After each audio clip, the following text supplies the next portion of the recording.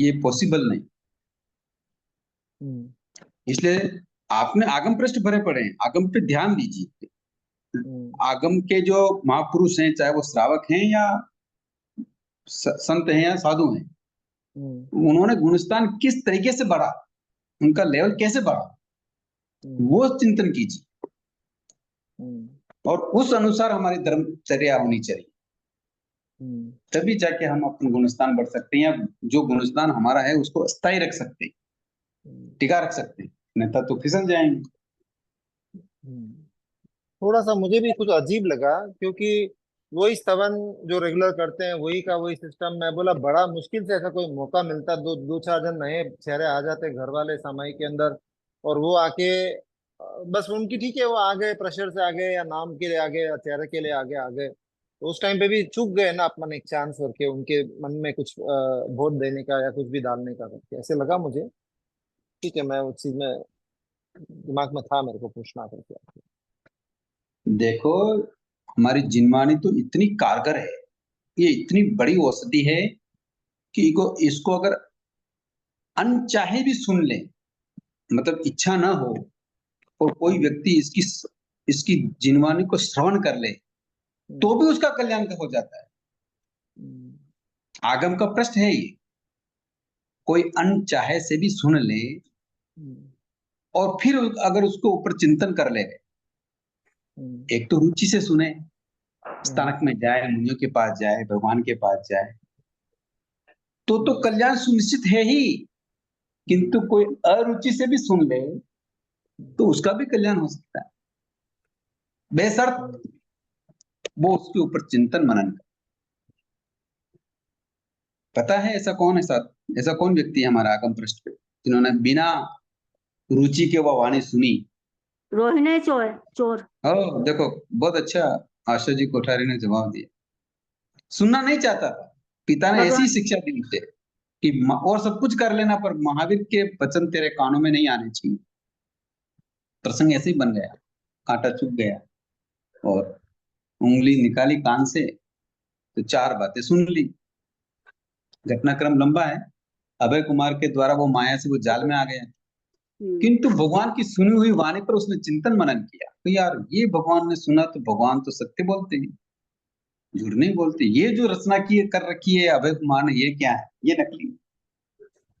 तो उसने सोचा कि भाई मैं बिना रुचि के, बिना इच्छा के भी भगवान की वाणी सुनी, तो मैं अभय कुमार से बच गया। तो मैं भगवान के पास ही चला जाऊं तो फिर मेरा क्या नहीं हो सकता। तो अनचाही वाणी सुनकर भी उसने अपना क्या कर लिया, कल्याण कर लिया।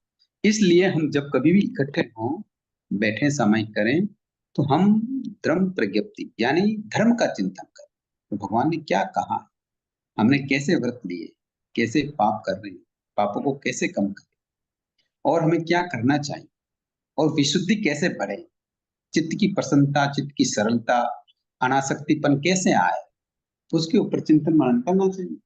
तभी कर्मों की निर्जरा बैठ सकती है। कई बार हम प्रार्थनाएं करते हैं, भक्तामर बोलते हैं, माला फेरते हैं, किंतु मन तो उसमें है ही नहीं, क्योंकि वो जो रोज का रूटीन हो गया। और जब मन नहीं है तो आपके कौन सी निर्जरा हो सकती है? ठीक है, आंशिक रूप से होती है, वो अलग बात है, किंतु जितना समय और योग हम दे रहे हैं उसके हिसाब से तो निर्जरा नहीं होती है। ठीक है ना?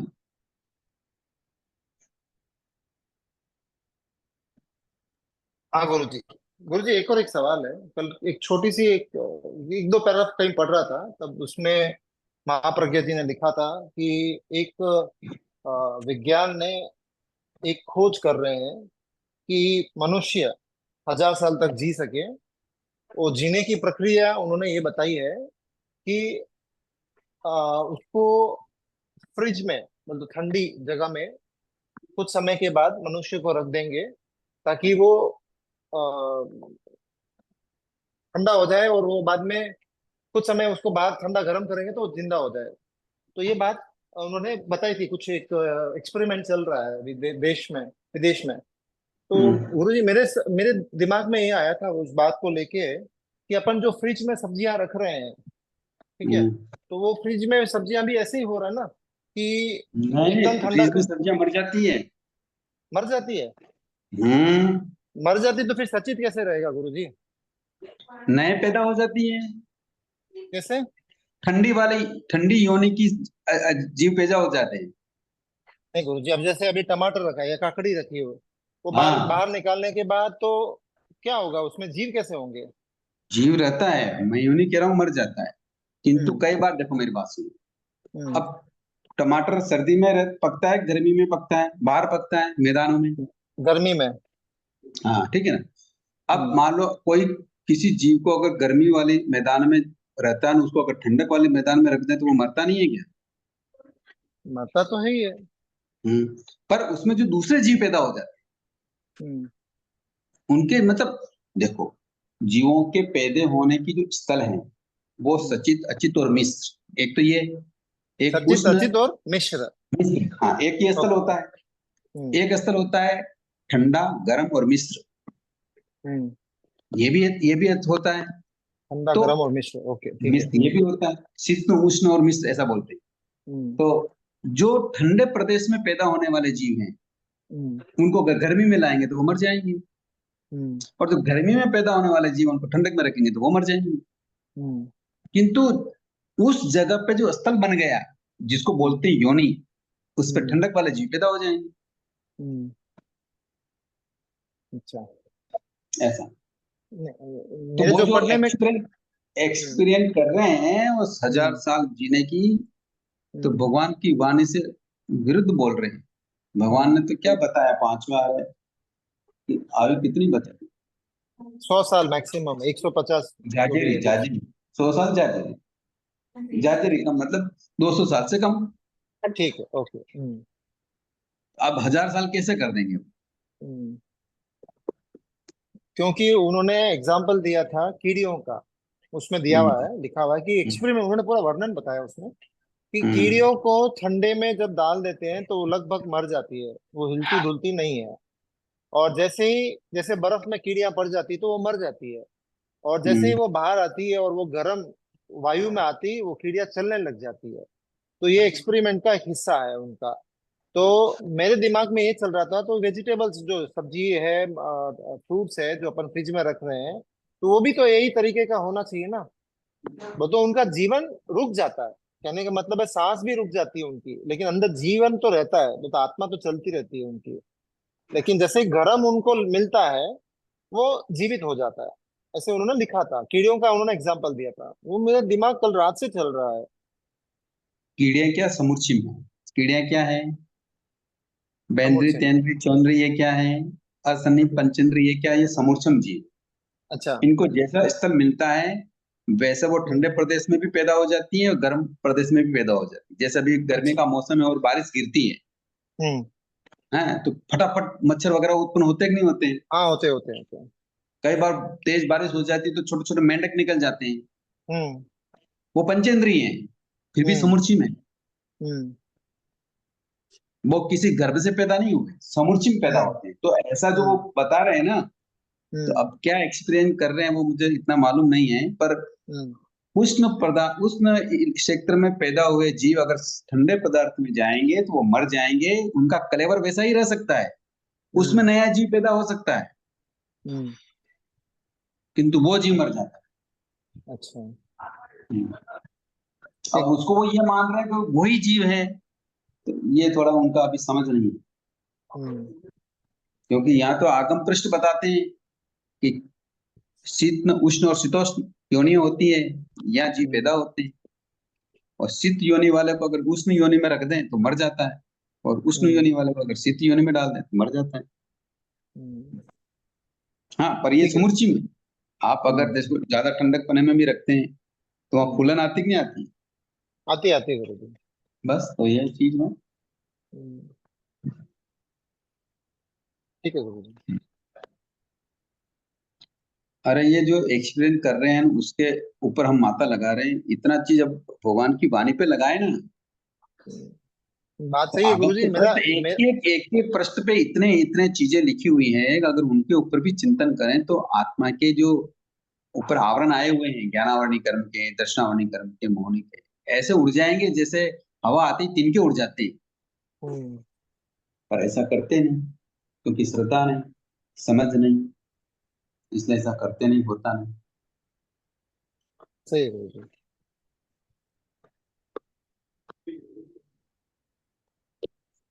और किसी के प्रश्न करिए।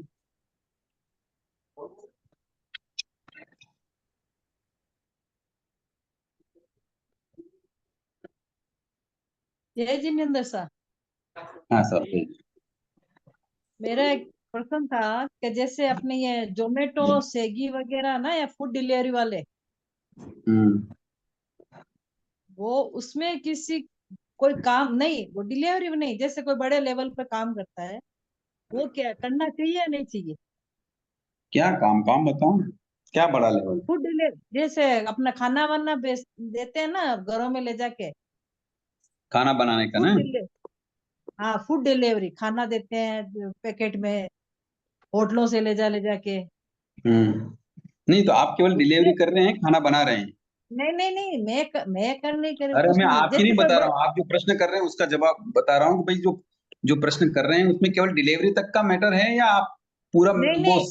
नहीं, प्रोसेस पूरा डिलीवरी तक का नहीं, हाँ खाना हाँ, बनाना पूरा भी नहीं, प्रोसेस। वो भी नहीं, जैसे बड़े लेवल पर अफसर होते हैं ना, कुछ जैसे इंजीनियर वगैरह चाहिए ना उनको, हम्म तो नहीं उसमें तो देखो हर चीज डिलीवरी होती है, मैं समझा वेज नहीं नॉन वेज आप। दोनों डिलीवरी मैं होती आपसे है। मैं आपसे यूं पूछ रहा हूँ कि जो खाना, देखो डिलीवरी बॉय अलग होते हैं, हाँ, वो तो अलग कंपनी होता है। अलग होती है, कंपनी में खाना हाँ बनता है, जो जो भी वस्तु की डिलीवरी होती है वो बनाना अलग प्रोसेस है और डिलीवर अलग प्रोसेस है। तो आप हाँ, किसकी डिलीवर बात अलग, कर रहे हैं? डिलीवर की प्रोसेस की बात कर रहे हैं, जो बन रहा है उसकी बात कर रहे हैं? डिलीवर प्रोसेस की। हाँ तो उसमें क्या हुआ बताओ? तो उसमें क्या? देखो देखो, वो जैसे नॉन वेज होटलों से भी खाना लेके डिलीवरी करते हैं। वो अलग बात हो गई, वो आप वापस नॉन वेज की बात अब लाए। इसलिए मैं कह रहा हूँ प्रश्न पूरा करो कि आप क्या पूछना चाहते हैं, एक पूछना क्या जैसे चाहते एक, अब मेरे बेटे का ही समझो आप, मेरे बेटे का ऑफर आया है जोमेटो और इससे स्विगी से, हैं? डिलीवरी का ना? डिलीवरी का नहीं, बड़े तो लेवल पर काम करना, जैसे कंप्यूटर पे अरे काम करना। भाई साहब, जोमेटो और स्विगी कंपनीज हैं जो हम्म, पूरे ऑल इंडिया में, मतलब वो कंपनी है जो एक होटल से रेस्टोरेंट से सामान लेकर के अच्छा आपके अब घरों समझ तक गया के मैं। पहुंचाते हैं हाँ, वो जी। खुद बनाती नहीं है, वो होटलों से जो जैसा होटल का बोलेंगे आप उस होटल से लाके दे देंगे आप, है ना? हाँ हाँ हाँ। हाँ हाँ। हाँ तो तो इसमें क्या बात हुई? उस हम्म कंपनी में उनके बेटे के लिए कोई जॉब का ऑफर आया है। उनको डिलीवरी हाँ नहीं देनी है, बट वहां पे कंपनी में बहुत सारी पोस्ट रहती है ना, इंजीनियर्स हाँ रहते हैं, मैनेजमेंट हम्म। को कोई भी किसी चीज के लिए हाँ उनके अगर वो बेटे को। मांसाहारी कंपनी है और उसका सारा चीजें डिलीवर होता है, तो उसमें आपका भी शेयर है। हाँ, वही मैं पूछ रही हूँ। वही वही आपका भी शेयर है। नहीं, हम लोगों ने तो मना कर दिया, नहीं लेना है ऐसी हाँ कंपनी में काम, वो नहीं अलग बात करना अपन को। है। मन, हाँ, वही पूछ रही, इसे भाई उचित नहीं है कुल मिला के। ऐसी मैं तो कह रहा हूँ जितनी भी बड़ी बड़ी कंपनियां हैं, उन कंपनियों में जिसके पैसा लगा हुआ है, इसमें 6 कायजियों की हिंसा हो रही है, जितना शेयर है उतना पाप लग रहा है। हाँ, वही पूछ अब हम कहते हैं ना, पंचेंद्र की गाद करने वाला कहाँ जाता है? रही। नरक हाँ, में। महाआरंभ का काम करने वाला कहाँ जाता है? नरक। नरक, और नरक में, परिग्रह का महापरिग्रह करने वाला कहाँ जाता है? नरक में। तो ये शेयर मार्केट में जिन्होंने भी पैसा लगा रखा है, अगर आयुष का बंद हो गया आसक्ति के रूप में, तो वो नरक से नहीं बच सकते। भले वो अपन घर पे बैठे हैं शरीफ बन के, भाई हमारा हम तो कुछ नहीं कर रहे हैं, हमने कुछ नहीं किया है, पर उनका पैसा कहाँ हाँ, लगा है? शेयर मार्केट में। बस तो ठीक है, जहाँ लगा है वैसा कर्म का उदय आया तो बंद हो जाएगा। ठीक है सर, जय जिनेन्द्र। हम्म गुरुजी, और इसी के रिलेटेड मैं एक क्वेश्चन करना चाहता हूँ। ये बहुत टाइम से हम्म है बट मुझे क्लैरिटी नहीं मिल रही है। जैसे अभी हम्म बड़े बड़े संस्था होती है जहाँ पे भले मंदिर का हो या स्थानकवासी का हो, तो वहाँ पे एक फंड क्रिएट किया जाता है ताकि सुचारू रूप से स्थानक की व्यवस्था देखी जाए या समाज की व्यवस्था देखी जाए। तो फंड को हम्म इकट्ठा करते हैं, बोली से करो या इकट्ठा कैसे भी करो, उसको करके हम्म वो लोग एफडी में लगाते हैं। एफडी क्योंकि सेफ है, बैंक में किसी के भरोसे नहीं है, गवर्नमेंट के बॉन्ड्स में या गवर्नमेंट में लगाते हैं। अब गुरुजी वो जो पैसा इकट्ठा किया पब्लिक से, उस पैसे को दिया है बैंक को एफडी में, एफडी से वो ब्याज आता है। तो वो एफडी 101% ये है कि अपन ट्रैक नहीं कर सकते कि वो पैसा कहाँ लगा है। वो शायद मांसाहारी कंपनी में भी लग सकता है, आरन सारन की कंपनी में भी लग सकता है, कहीं पे भी लग सकता है। अपने पास कोई कैलकुलेशन नहीं है, अपन कोई उसको पकड़ सकते हैं। तो वो क्या है विषय, बताइए आप। हाँ, तो ये सब पाप के भागीदार हैं, ये तो इससे संस्था है बच ना नहीं सकते। गुरुजी, तो संस्था भी तो कोई पूरी भी वही संस्था लगाती हो, अरे धर्म का लेबल लगा के हम ऐसा काम करेंगे तो बस थोड़ी जाएंगे।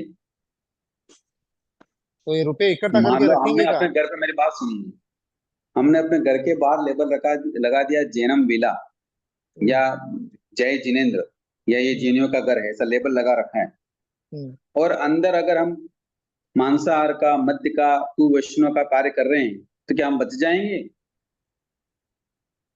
ये बताइए। बात, देखो, मैं तो ये थोड़ा रुपए, कठोर बोलता हूँ, थोड़ा आपसे पहले ही नहीं क्षमा नहीं मांग लेता हूँ। कठोर नहीं, कठोर की बात नहीं, स्पष्टता हमको चाहिए हम्म, गुरुजी। सीधी बात, हम्म, हमको स्पष्ट जवाब चाहिए। कोई देने हम्म, वाला है नहीं, इसके लिए आपसे पूछ रहे हैं इस विषय हम्म। में। तो इससे तो बच नहीं सकते, मैं तो क्लियर बताता हूँ। तो फिर रखना कहाँ चाहे वो पैसे को। जैन मंदिर हो, चाहे स्थानक हो, कोई भी हो, आप इस लालच में पड़ते ही क्यों हैं? मैं तो जैन स्थानक में और मंदिर वालों को भी बोलता हूँ, आप किसी भी कार्य को उतना ही करो जितनी आपकी क्षमता हो। हम्म, भगवान ने ऐसा थोड़ी करा कि लोगों की हिंसा करके ना आप धर्म का कार्य करो। ऐसा बताएगा कभी कहीं आगम के पृष्ठ पे है क्या इस एक भी बात? हम्म, आपके पास 5 लाख रुपए है, 2 लाख रुपए है, 1 लाख रुपए, जितना भी है, बस जितना है उतना अहोभाव से करो, उसी से कर्मों की निर्जा हो जाती है।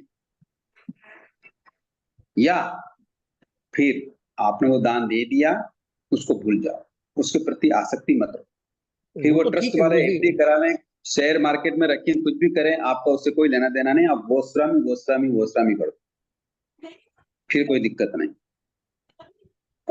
पर आपको ये पता है कि मैंने इस भवन में, इस संस्था में, इस ट्रस्ट में लाखों रुपए दिए हैं, मेरे कारण से ये संस्था ये कार्य कर रही है, आसक्ति है, बार बार देखना, पूछना, ताछना, ये सब आप कार्य कर रहे हैं, तो फिर अगर वो पैसा शेयर मार्केट में लग रहा है वाया वाया भी, तो उसका पाप भी लगेगा। अच्छा, हम्म, मैं चेन्नई में एक जानकार दोस्त है मेरा, तो हम्म, उनका एक ट्रस्ट बनाया हुआ है। उस ट्रस्ट का जितना भी पैसा वो शेयर मार्केट में लगाया हुआ है, उससे जितनी हम्म। भी आमदनी होती है उससे वो अच्छा परमार्थ के काम में लगाते हैं। अरे ये बहुत, तो कह रहा हूं, ये समझ नहीं है, इसलिए तो ऐसा कार्य कर रहे हैं ना।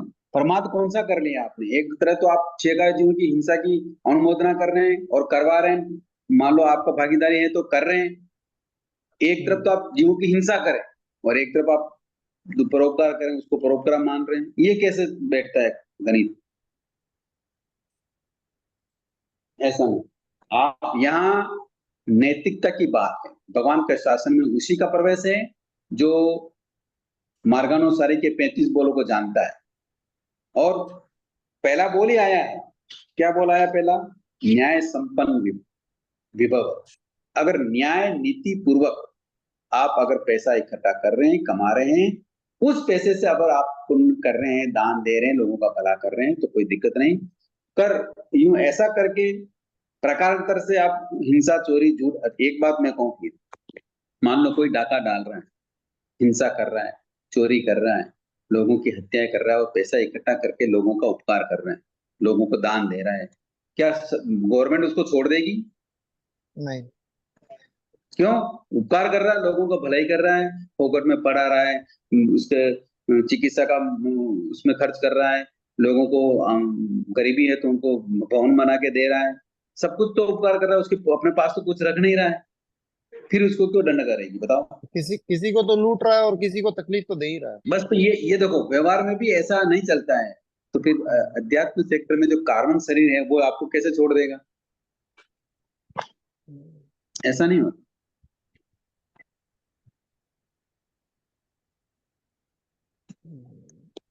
मुझे अपन तो ये चीज बोल भी नहीं सकते किसी को, हर संस्था के हर स्थानक के अंदर ये चीज हो तो रही है ना। इसीलिए दान देते ही उस बात को भूल जाओ, गोस्वामी गोस्वामी, बस बात खत्म, आगे इन्वॉल्व होना ही नहीं। गुरु जी, शेयर मार्केट का बिजनेस पे बात करते हैं। शेयर मार्केट का बिजनेस तो ईमानदारी वाला ही तो है। मैं आपको पूछ रहा हूँ, मैं करता नहीं हूँ फिर भी मैं मैं पूछ रहा हूँ। अरे मैं तो हाँ, ईमानदारी वाला है, उसमें कोई दो नंबर का पैसा नहीं है। एक नंबर आप शो कर रहे हैं, पर आपको लाइसेंस मिल गया कि इतनी हिंसा करके ये पैसा कमा लो। कैसे यही तो गुरुजी? मिला आपको लाइसेंस गवर्नमेंट से, और क्या दो नंबर एक नंबर करेंगे आप? यही तो मिला ना। नहीं नहीं, 2 नंबर 1 नंबर कैसे करेंगे इसको? अरे आपको देखो, एक तो लाइसेंस, बिना लाइसेंस के आप हिंसा करके अगर धंधा करेंगे तो गवर्नमेंट करने देगी क्या? हाँ, नहीं करने देंगे। और आपको लाइसेंस मिल गया, आप फैक्ट्री लगाओ, तो बहुत बड़े इलाके में 500 हेक्टेयर जमीन को आप साफ करेंगे, पेड़ पौधे काटेंगे, इंडस्ट्री लगाएंगे, पानी की हिंसा करेंगे, बिजली बनाएंगे, फलाना करेंगे, ढिंगड़ा करेंगे, उसमें आप शेयर लगाएंगे, तो ये आपको सर्टिफिकेट मिल गया ना हिंसा करने का। हाँ, तो फिर इस हिंसा से आप बच सकते हैं क्या? बस तो नहीं सकते, तो केवली बस क्या है, नजर में तो नहीं बच सकते हैं। हाँ, तो बात अपनी वही चलेगी। यहाँ अगर गवर्नमेंट की नजर में बच गए तो कोई वो बड़ी बात नहीं है, यहाँ बच जाओगे, किंतु कार्बन शरीर आपको नहीं छोड़ने वाला।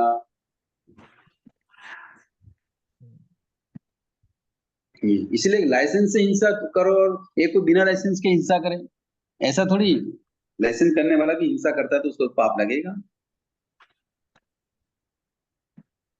भाई गुरुजी, अभी इस बात में ये बताइए, ये तृष्णा का विषय है, वो तो लोभ का बिल्कुल विषय लो, है। इसीलिए आगमकारों ने लोहो सब विनाशन, भगवान ने इतने क्लियर शब्दों में बता दिया, लोभ सबका नाश कर देता है, सभी सभी सद्गुण नाश कर देता है, कोई बाकी नहीं रखता है। इसलिए संतोष में ही भगवान ने क्या बताया? धर्म बताया। जो संतोषी होता है इस भाव में भी और पर भाव में भी, वो आनंद का अनुभव करेगा, सुख की प्राप्ति करेगा। गुरुजी, समाज इसको एक्सेप्ट नहीं करता ना, ना घर वाले ना समाज। धर्म समाज से चलता ही नहीं है, इसलिए भगवान के समय में कोई संप्रदाय थी नहीं। हर चीजें व्यवहार से नहीं चलती, समाज से नहीं चलती। धर्म करने वाला इससे उपरत हो जाता है, लौकिक व्यवहार से वो लोकोत्तर में आ जाता है, तभी वो धर्म करता है। आज हमारा जो धर्म है वो लौकिक ही समझना चाहिए। हम देखा देखी कर रहे हैं, पर समझ नहीं है। समय कर रहे हैं, समर कर रहे हैं, औसत कर रहे हैं, हाँ समझ पूर्वक कर रहे हैं, धर्म प्रज्ञप्ति पूर्वक कर रहे हैं, तो फिर तो कोई दिक्कत ही नहीं। किंतु एक तरफ तो हम सारा कुछ धर्म करते हैं, और एक तरफ हिंसा का त्याग नहीं कर सकते, महाआरंभ का त्याग नहीं कर सकते। ऐसे कई श्रावक हैं जिनके माइंड से थी, जिनके महाआरंभ के चीजें थी, उन्होंने छोड़ दी, त्याग कर दिया सबका। नुकसान हो गया तो हो गया, दूसरा धंधा पकड़ लिया। थे, उनको समझ में आ गई बात, इसलिए करते थे। हाँ, प्रमोद जी करिए प्रश्न।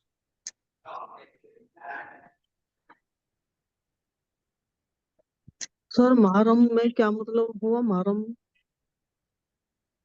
जहाँ 6 का जो, हाँ, प्रश्न कौन कर रहा है?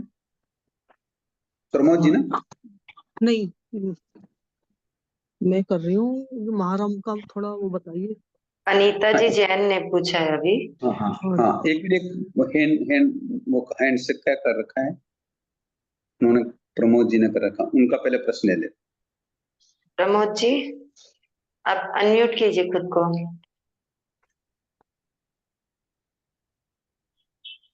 बोलिए, कोई प्रश्न है आपका? प्रश्न है उनका, अनम्यूट कीजिए ना।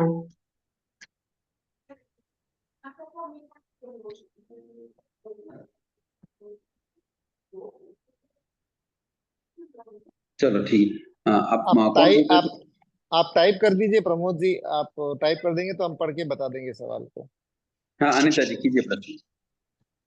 हाँ जी, मुहर्रम से का थोड़ा वो बता दीजिए, समझा दीजिए। मतलब किस मुहर्रम से क्या मतलब हुआ, जैसे आप बता रहे थे ना अभी। महाआरंभ का मतलब होता है जहाँ 6 काय जीव की हिंसा होती, अच्छा जी। जहाँ अपार रूप में होती, लार्ज स्केल पे होती है, ये सब महाआरंभ में आती। कई चीजें हैं, जैसे 15 कर्मादान का आपने नाम सुना होगा, प्रतिक्रमण आता है आपको? हाँ जी, पढ़ा तो है, मतलब ज्यादा नहीं हाँ, आता लेकिन। प्रतिक्रमण, हाँ, हाँ जी। प्रतिक्रमण के 7वें अनुव्रत में आता है ना 15 कर्मादान, इंगाल कमे, हाँ वन कमे, साड़ी कमे, बाड़ी कमे, फोड़ी कमे, दंत हाँ जी। वाणिज्य, लघु वाणिज्य, रस वाणिज्य, ये 15 तरह के जो कार्य हैं, ये महाआरंभ में आते कैसे बोलूं मैं? एक मिनट, क्या बोलूं? म्यूट करूंगी इसका, कैसे म्यूट? आपको नहीं बोलना है यूं? बोलना। आवाज नहीं आ रही हैं। बोलिए आपकी? बोलिए प्रमोद जी, बोलिए।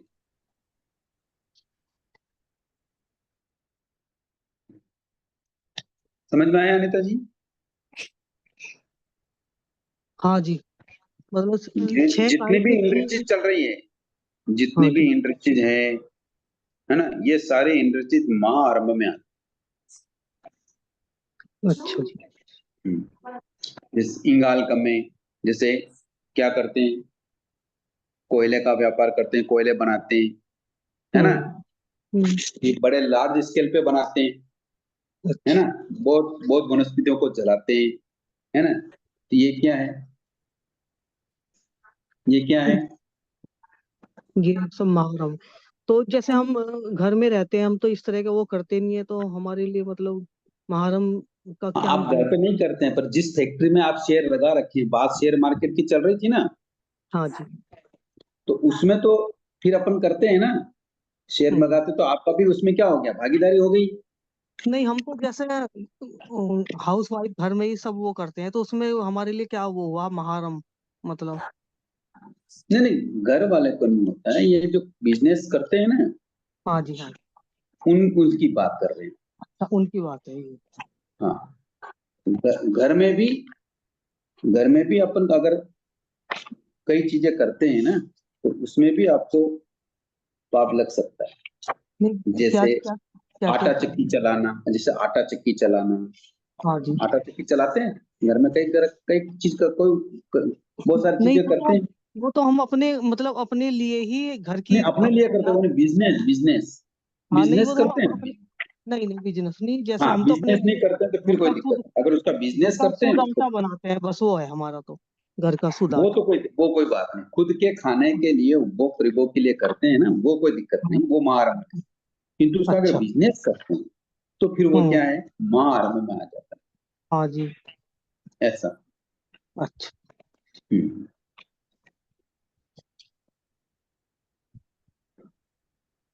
समझ में आया?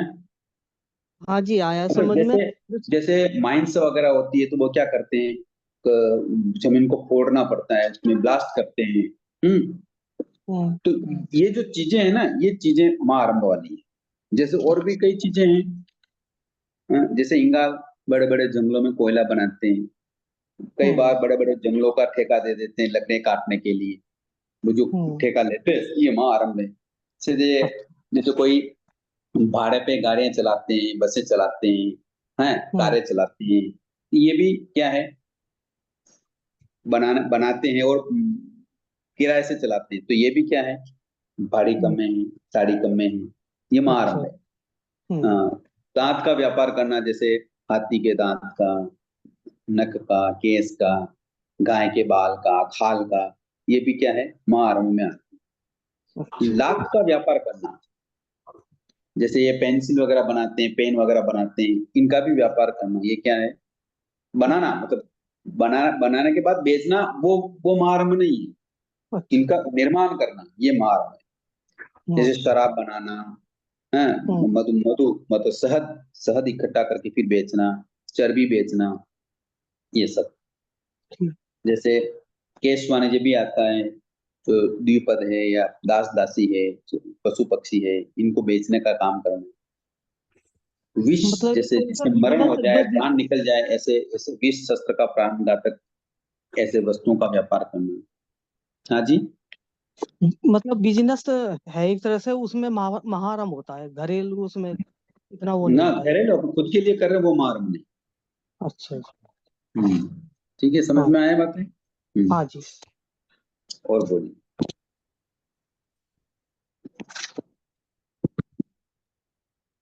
प्रमोद जी बोलिए। हाँ,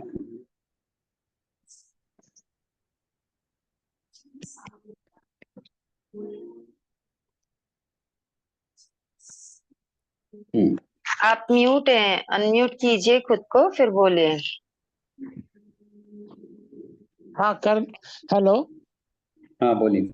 मैं सर उपयोग, योग और उपयोग जो 25 बोल में आता है उसका विस्तृत जानना चाहता हूँ। देखो विस्तृत तो क्लास लेंगे तभी बता पाएंगे, जी बाकी जी संक्षिप्त में जानना हो तो अलग बात है। हाँ, संक्षेप में बता दें सर। योग तो कहते हैं मन वचन काया की प्रवृत्ति, मन ये की प्रवृत्ति, वचन की। जी प्रवृत्ति नहीं समझ, मन वचन काया से आत्मा के हलन चलन को योग कहते हैं, तो मैं ये समझ नहीं पा रहा हूँ। जैसे मन से आप कोई चिंतन मनन करते हैं कि नहीं करते? हाँ करता हूँ ना। ये कौन करता है, आत्मा करती है कि शरीर करता है? आत्मा। आत्मा ही करती है। वचन से हम बोलते हैं तो ये शरीर बोलता है या आत्मा बोलती है? बोलने को तो शरीर बोलेगा, पर बोलवाती आत्मा शरीर है ये बोलेगा, शरीर जी बोलेगा तो फिर मुर्दे का भी बोलना चाहिए ना। आत्मा बोल रही, बराबर जी। हाँ अब समझ में आया। जी बराबर। तो इसका संक्षिप्तीकरण यही है कि हम मन वचन काया से कोई भी कार्य करते हैं, ये जी आत्मा के द्वारा ही होता है। जी और इसके इसके कार्य को हम योग कहते हैं। क्या कहते हैं? योग कहते हैं, जी योग बराबर। कहते हैं। ठीक है ना। जी और बराबर। ये संक्षिप्त में ही है, अगर विस्तार हाँ करेंगे हाँ तो बिल्कुल, दो हाँ चार जी क्लास में बिल्कुल हो जाएगी। समझ गया, यही चाहता था, समझ गया जी। और उपयोग में किसी वस्तु के विशेष ज्ञान को उपयोग कहेंगे। हाँ बस आप समझ गए बात को, बहुत अच्छा है, जी बिल्कुल जी। सही। 25 एक बोल सब आते मैं, हैं आपको? हाँ सब मैं पढ़ रहा हूँ, उसका पढ़ रहा हूँ, अध्ययन कर रहा हूँ, इसलिए मैं समझना चाह रहा हूँ, यहाँ पे आके अटक हाँ। गया था। जैसे हम्म एक था मन जो है, मैंने गुरुदेव से पूछा था तो बोले जड़ होता है। नहीं नहीं, जड़ कैसे होता है? मन जिसको कह रहे हैं अपन, मन जो है चेतन नहीं है, वो जड़ है। नहीं जड़ क्यों? अब ये तो तो सर जड़ मैंने होता है तो मुर्दे में भी होता है क्या फिर मन? तो मुर्दा तो जड़ होता है। तो मन मैं चेतन है, फिर ये माने अपन। हाँ चेतन है ना भाई मन। इस जब चेतन कब होगा, जब आत्मा उस शरीर में रहेगी तब सारे जी चेतन होंगे। जी और उस चेतन का लक्षण ही उपयोग है। उसको जी चेतन हम कब कहेंगे, जब उसको उपयोग लक्षण होगा। जीव का क्या जी है लक्षण, क्या है? उपयोग। समझ गए, हाँ जी सर। हम्म, तो मन चेतन है, मतलब जड़ नहीं है, आपका अपन ये मानना आत्मा है। के साथ ही होता है। जी जी। हम्म, जैसा मैं अपने आप को देखना चाह रहा हूँ, समझना चाह हम्म, रहा हूँ, तो मैंने ये हम्म, देखा कि आत्मा तो निराकार है, हम्म। तो मतलब मैं तो अपने आप को कभी देख ही नहीं पाऊंगा। उस पर श्रद्धा विश्वास या बस वही मानना है कि हाँ मैं हूँ, और वो तो हूँ भी, मैं बोल ही रहा हूँ तो मैं हूँ ही, मतलब ऐसे तो। देखो जी एक प्रश्न आता है, मैंने कई बार क्लास में बताया भी है, आपको भी बता देता हूँ। जी एक जी बार गौतम स्वामी ने भगवान से प्रश्न किया जी कि प्रभु मैं आपको देखता हूँ क्या? तो भगवान ने कहा नो इमट्ठे नो समट्ठे, तुम मुझे नहीं देख सकते। ये अच्छा। वार्तालाप कौन कर रहे हैं? गौतम जी और गौतम स्वामी और भगवान महावीर, है ना। जी हाँ ठीक जी भगवान क्या कह रहे हैं, तुम मुझे नहीं देख सकते। जब जी सामने प्रश्न कर रहे हैं, किससे प्रश्न कर रहे हैं वो?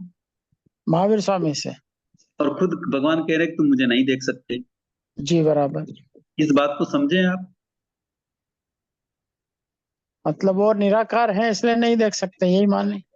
नहीं नहीं ऐसा नहीं, जी मतलब भगवान कह रहे मैं खुद क्या हूँ, अरूपी हूँ। हाँ आत्मा क्या ये है? वही अरूपी, उसका निरा कोई हाँ रूप नहीं आरोपी। है। जी हाँ, तो जो शरीरस्थ चीज होगी तो वो तो जी किसी न किसी आवरण से ही देखा जाता जी है बराबर। ना। तो जी अभी आप आपको देखने के लिए केवल ज्ञानी होना पड़ता है। अगर जब गौतम स्वामी केवल ज्ञानी हो जाएंगे तो वो भगवान से तो देखने लग जाएंगे। जी अभी जी केवल ज्ञानी है नहीं, इसलिए भगवान ने जी कहा नो इमट्टे नो समट्टे, तुम अभी मुझे नहीं देख सकते। जी बराबर जी। ठीक सब, ठीक समझ। हम्म, और बताइए। पूछ लें और बहुत जने हैं क्लास में, दूसरे भी करिए प्रश्न।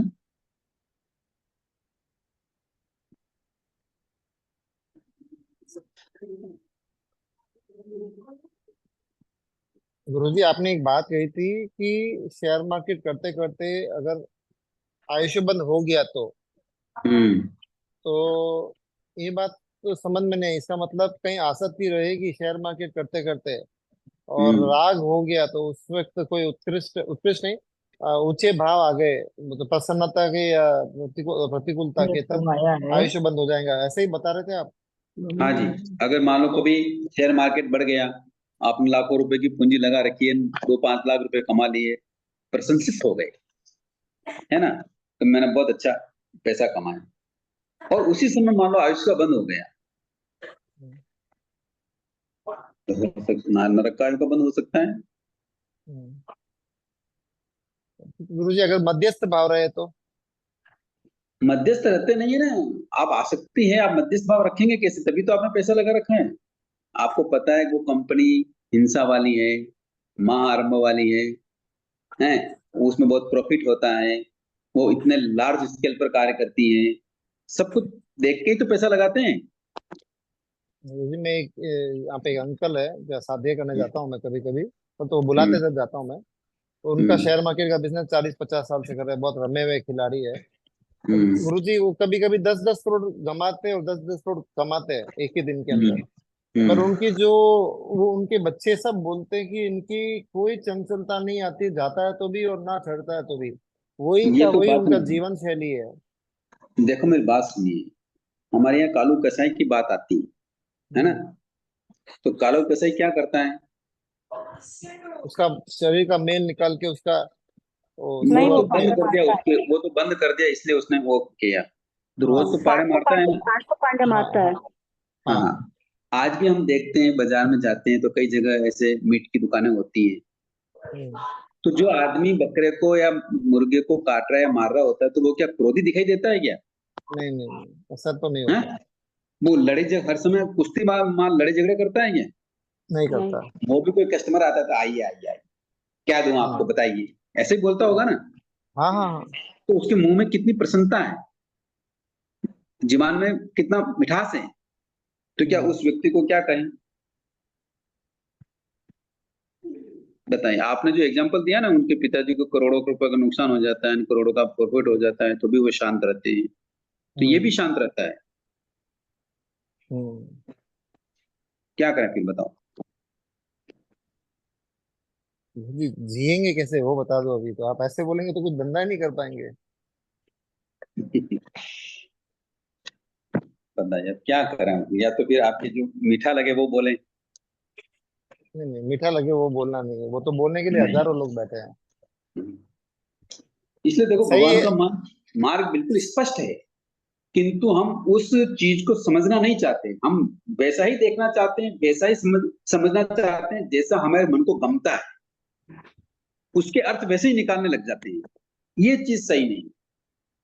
बाकी भगवान के आगम के पृष्ठ भरे पड़े हैं, आप उपासना दशांग सूत्र को भी अगर दत्तचित्त होकर अगर पढ़ना शुरू कर दें, तो मैं कहता हूं गारंटी के साथ आप अपने व्यवसाय को सीमित कर देंगे, महाआरंभ के व्यवसाय को बंद कर देंगे, और कैसे मुझे मोक्ष जाना है और कैसे साधना करनी है उसमें लग जाएंगे।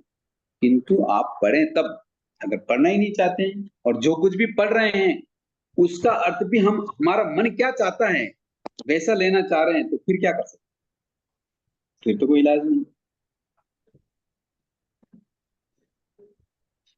डॉक्टर के पास जाते हैं और डॉक्टर को ये कहें कि भी मुझे ये बीमारी है, डॉक्टर के हाँ ऐसा ऐसा करना पड़ेगा, इंजेक्शन लगानी पड़ेगी, ऑपरेशन करना पड़ेगा, किंतु मरीज कहे कि मैं कहूं वैसा करो आप, तो चलेगा क्या? नहीं चलेगा। अब हम आगम भी पढ़ते हैं, जिनवाने भी सुनते हैं, और सब चाहे वैसा ही जैसा हमारा मन चाहे, तो फिर वो कार्य बैठता नहीं, होता नहीं, वो चीजें नहीं होती मुझे एक रियल में जैसा एक भगवान ने एग्जांपल। कहा। इसीलिए मैं आपसे कह रहा हूं कि आगम के पृष्ठ पढ़िए। आनंद श्रावक ने प्रवचन सुना, या और जिसने भी प्रवचन सुना, भगवान से खड़े होकर क्या निवेदन किया कि प्रभु आपकी वाणी बहुत अमृत, बहुत श्रद्धा करने वाला, मैं रुचि करता हूं, और आपने जैसा कहा वैसा ही सत्य है। वो यूं नहीं कहते कि मैंने जैसा समझा वैसा सही है, ऐसा नहीं कहते। वो क्या कहते हैं कि आपने जैसा फरमाया वही सत्य है। वो अपनी मन की बात को वहां नहीं घुसेड़ते, किंतु हम क्या करते हैं,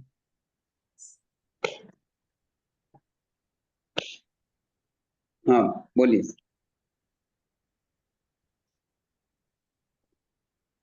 आज गुरुजी ये सवाल आज बहुत सारे आपने किया, तो मैंने शांतिलाल जी कोठारी को आज देखा था चेन्नई में, आप जानते हैं अच्छी तरीके से। तो हम्म मुझे मेरे मन में चिंता बस ऐसे ही विचार आया, बोला जब भी इनको देखता हूँ तब सामायिक में रहते हैं। हम्म बस वो लगभग मैं 10 बार उनको मिला महीने में, तो 8 बार वो सामायिक में रहते हैं। हाँ सुना मैंने 15-16 सामयिक करते हैं। हाँ 20 से कुछ करते हैं, 18 से 22 तक करते हैं रोज की करके। तो मुझे ना आज इतनी गर्मी हो रही है, इतना उनकी उम्र भी है आज लगभग 70 के आसपास होनी चाहिए। शायद और वर्षों से बिजनेस छोड़ दिया है उन्होंने। हाँ कभी बिजनेस छोड़ दिया उन्होंने, तो हम्म ऐसे लग रहा था कि कोई आज के आनंद श्रावक है क्या करके ऐसे। नहीं नहीं, ऐसा तो नहीं कह सकते, पर अच्छे श्रावक। अच्छे श्रावक है, मतलब समृद्ध परिवार है, सब कुछ समृद्ध है, हम्म कोई एक भी नहीं, सब कुछ समृद्ध है उनके अंदर। हम्म वो ऐसे लगने लग गया कि धर्म की क्या मतलब लाभ, मतलब पोटली बांध रहे हैं और अपन यहाँ पे खर्चा कर रहे हैं जो बचा हुआ अपने पास करके, ऐसे मेरे को महसूस हो गया था इस चीज का। बिल्कुल सही कह रहे हैं।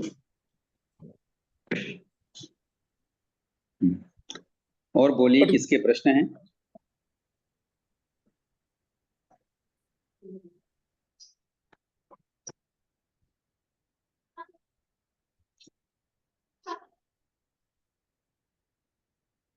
बोलिए।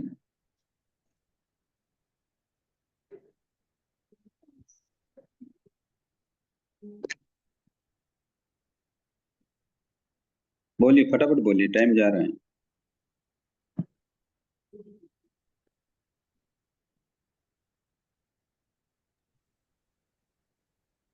एक प्रश्न है गुरुजी मेरे मन में, हम्म मन को चलाता कौन है? जैसे ब्रेन तक तो पहुंचा, ब्रेन तक तो है, ब्रेन, अब ब्रेन को मन चला रहा है ऐसा मैंने माना, पर मन को कौन चलाता है? ब्रेन को कौन चलाता है? ब्रेन को तो मन चलाता है, ऐसा मतलब ब्रेन में जो फीड है वहां तक तो बरोबर है, जो हम पढ़ाई के माध्यम से या जीवन में धीरे नहीं धीरे नहीं, सीख। जो जो जो आपने बरोबर समझा ना, मैं उसी का प्रश्न कर रहा हूँ कि जी, ब्रेन को कौन चलाता है।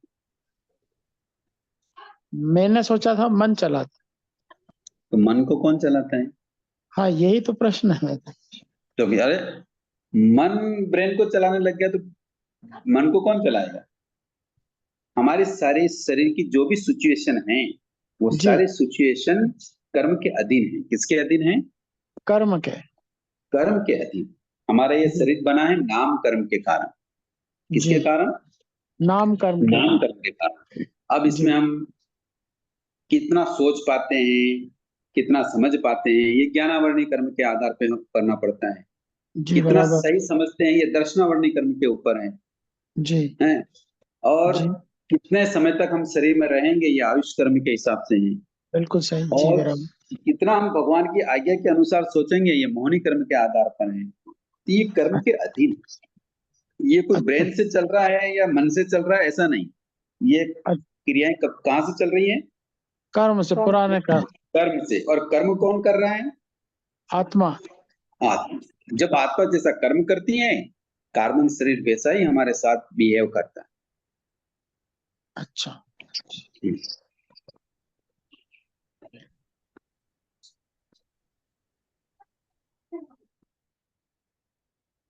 अकेली आत्मा कुछ नहीं करती। यूं तो अगर कोई भी जी, कार्य करेगी जी, या मन मन मन के द्वारा संचालित होंगे या मस्तिष्क के द्वारा संचालित होंगे, तो फिर सिद्ध भगवान को भी होना चाहिए। सिद्ध भगवान ऐसा करते हैं क्या? वो किससे देखते हैं? जी, बोलिए। नहीं तो केवली भगवान किससे देखते हैं? केवली भगवान किससे देखते हैं, किससे जानते हैं? अवधि ज्ञान से।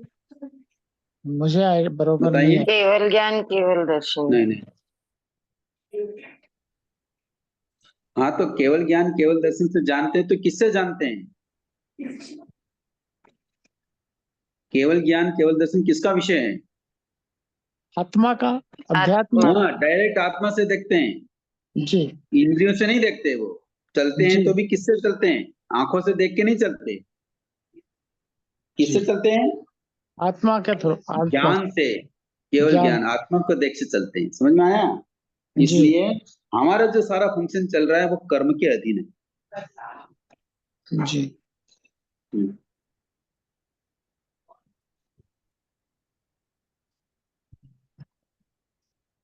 बताइए।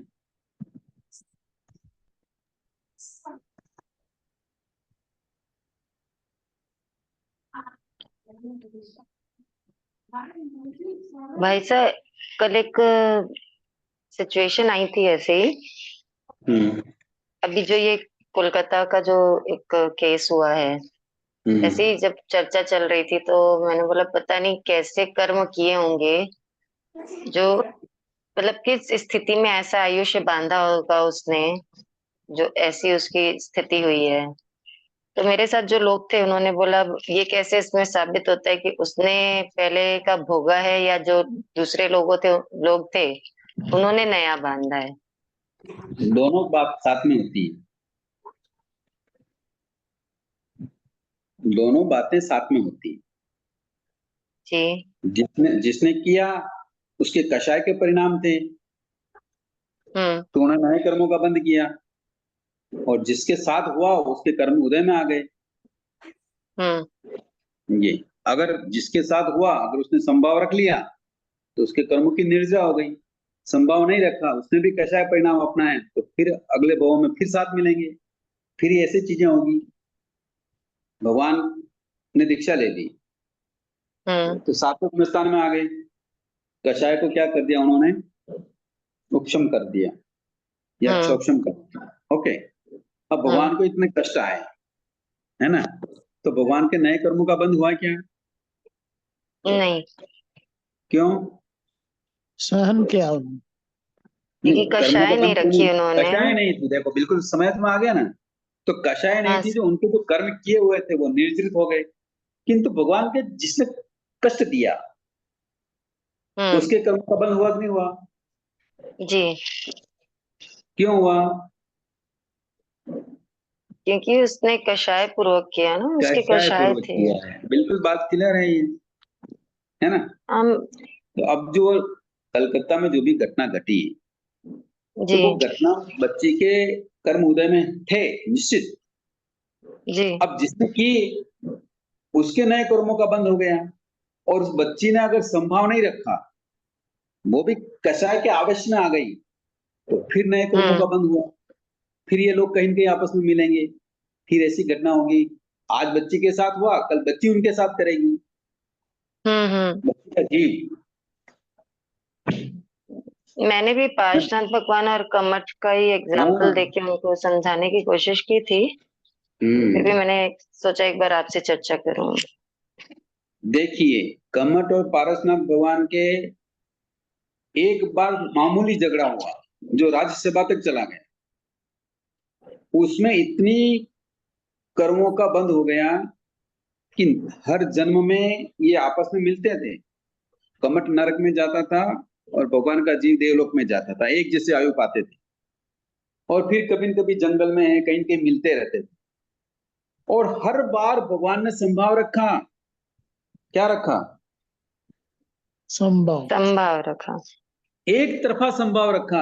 कमठ का जीव ही कषाय प्रवृत्ति में आया और भगवान को प्राणांत कष्ट दिए, और हर समय भगवान ने क्या रखा? संभाव रखा। तो भी भगवान को उससे पिंड छुड़ाने में कितने भव लग गए? 10 भाव तक साथ में।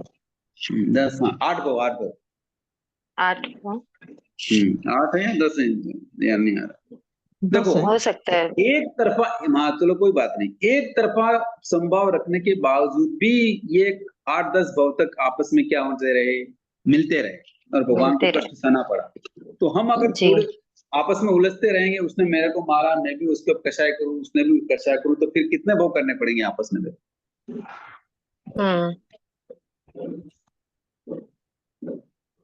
वही है, संभाव का ही पूरा, मतलब मूल तो संभाव ही है जहाँ पे।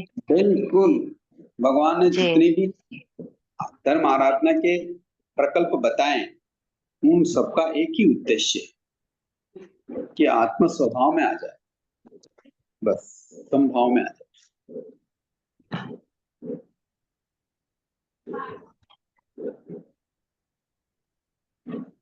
जी भाई साहब। समय हो रहा है।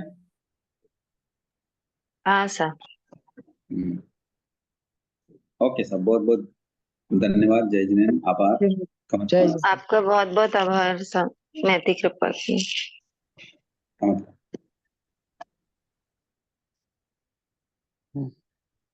सभी को जय जिनेन्द्र। जय जिनेन्द्र। जय जी जय जिनेन्द्र।